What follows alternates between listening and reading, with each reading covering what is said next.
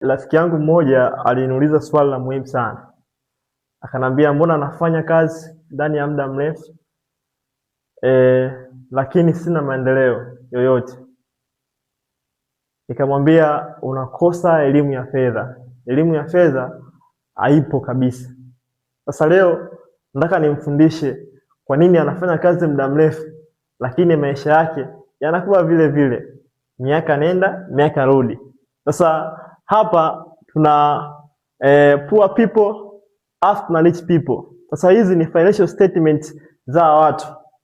Hawa poor people ni watu ambao wao wanapambana, lakini namna ya kubalance pesa zao, namna ya kubalance matumizi yao, the way wanavyonunua assets na liability ni tofauti.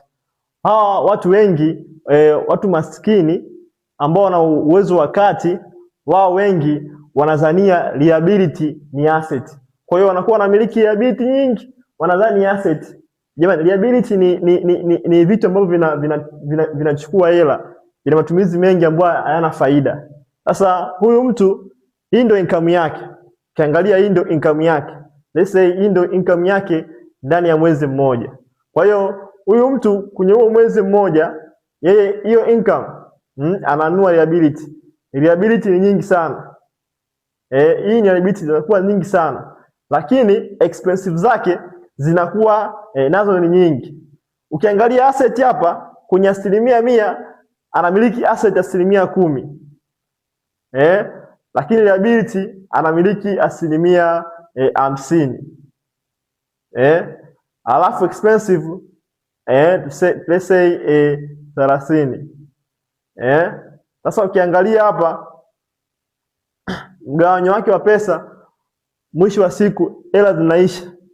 Asset huku kidogo, lakini liability nyingi na expensive nyingi. Kwa the whole income inaishia kwenye liability na expensive. Kwa hiyo mtu hawezi kuendelea. Matajiri wengi wanachofanya na watu wengi ambao wana mafanikio, kama unataka mafanikio, anza is asset ndio ziwe zinafanya matumizi na zinashughulikia liabilities nyingine zote. Sasa angalia watu matajiri wanachofanya. Watu matajiri wao wana income. Ona income yao ni kubwa sana. Sasa income yao inatokana na nini kuwa kubwa sana? Inatokana, cha kwanza, wao wana asset nyingi. Kwa assets zinakuja zina fix expensive. Kwa hiyo mtu ile income ambayo anaipata ndio ile income inakuja kufix zile is asset. Let's say ana nyumba, ana biashara, ana nini. Kwa ile faida ndio ina fix expensive. Kwa hiyo ile ambayo anapata mwisho wa mwezi, let's say ni mwajiliwa, ana asset nyingi, hii ndio income yake, lakini hizi asset zina fix expensive. Lakini liability anazo chache. Sasa watu ambao wana liability chache na expensive nyingi ndio matajiri. Ndio maana matajiri wengi wao income ni kubwa sana kuliko expensive.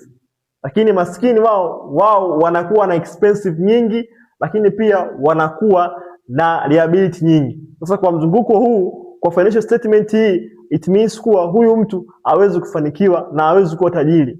Ili ufanikiwe, jua hii financial statement ya matajiri.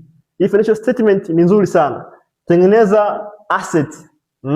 Hizi asset zije kufix expensive matumizi yako ya kila mwezi. Labda unaweka bando, una mafuta, unaikia mafuta ya gari unaweka, unalipa kodi, mambo mbalimbali, unalipa ada ya shule. Sasa hizi assets zije kufix huko. Sasa zikifix huko, it means wewe mafanikio yako ya kifedha au cycle yako ya hela itaendelea kuwa kubwa.